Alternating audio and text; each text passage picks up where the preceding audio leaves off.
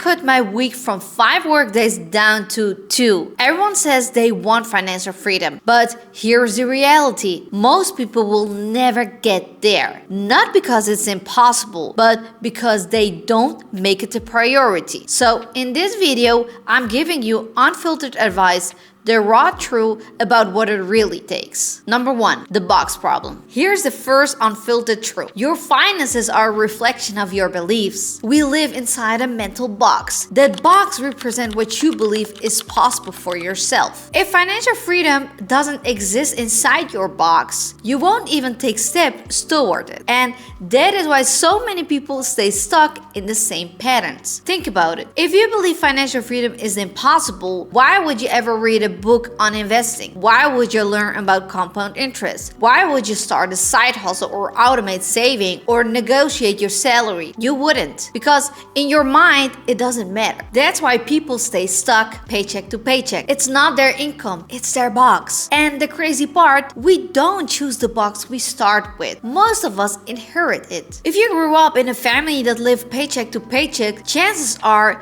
you will think that is normal. If you grew up where debt was always present, you will probably accept debt as a part of life. But here is the good news. Once you become aware of your box, you can change it. Number 2, define your freedom. This brings me to the first practical step, clarity. What does financial freedom mean to you? For some people, it's as simple as paying bills without stress. For others, it's retiring early. For some, it's being able to work fewer hours and spend more time with their kids. Let me know in the comments what your financial dream life looks like. There's no single right answer, but if you can define it, you'll never reach it. For me, financial freedom means replacing my last 2 workdays with my own business and having investments that cover all my living expenses. That's when every single day becomes optional. But here is the thing, your definition can and will evolve. When I started, financial freedom simply meant getting out of debt. Later, it meant building savings. Now, it means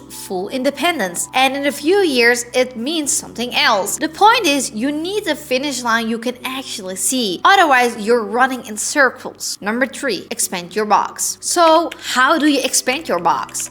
How do you actually believe financial freedom is possible for you? You need new inputs. When I started, I dove into books like Rich Dad Poor Dad, The Millionaire Next Door, Think and Grow Rich. Not because they gave me a step-by-step plan, but because they expanded what I believed was possible. When you see real stories of people who went from nothing to freedom, something clicks. You realize if they can do it, why not me? And let's be clear, this isn't just about books, podcasts, YouTube channels, mentors, courses, communities, they all count. The people who make it, they invest in themselves. They spend thousands on mentors, on coachings, on skills, because they know the return is worth it.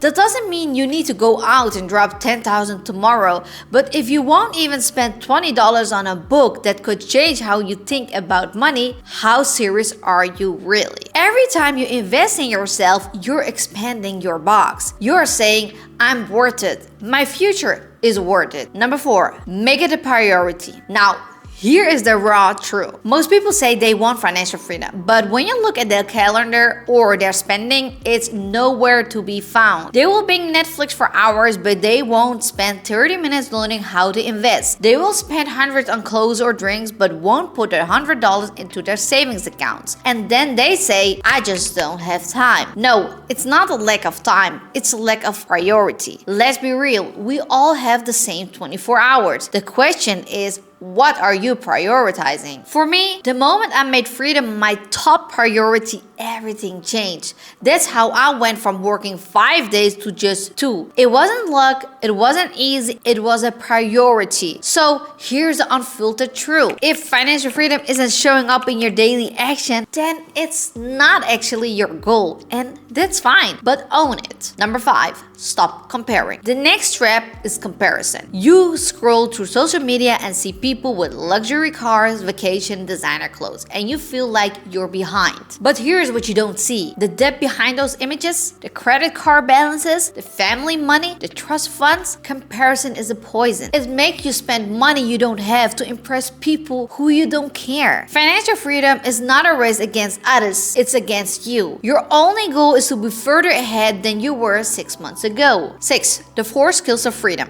Now let's get practical. Financial freedom comes down to 4 skills: earn, save, invest, and spend. Number 1, earn. You need a cash cow. For most people, that's their job. For me right now, it's 2 days I still work. My goal is to replace that with my own business. Without a surplus income, nothing else works. If you're barely covering your bills, you need to raise your income. Learn new skills, ask for a raise, switch industries, start a side hustle. Number 2, save. Save is boring, but it's powerful. And here's the secret: automate it. Set automatic transfers the moment you get paid. Out of sight is out of mind. Even $100 a month adds up. That's $1,200 a year. Over a decade with compound interest, it could be $20,000 or more. Number 3, invest. This is where magic happens. Working for money is fine, but making money work for you is freedom. Keep it simple. Broad index funds, retirement accounts, real estate if it makes sense later on. Why? What you don't need is day trading, gambling on crypto,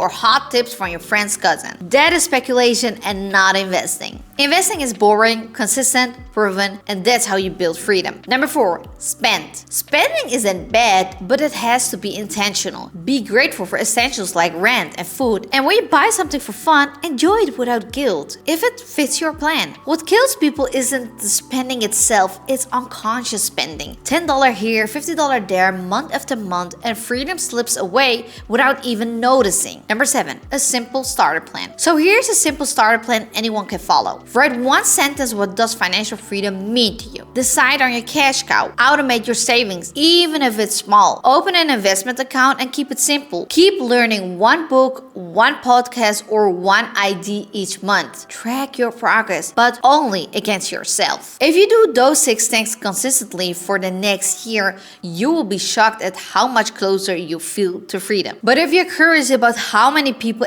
actually reach this goal, I made a full video breaking down the stats. How many Americans actually have saved up $1 million?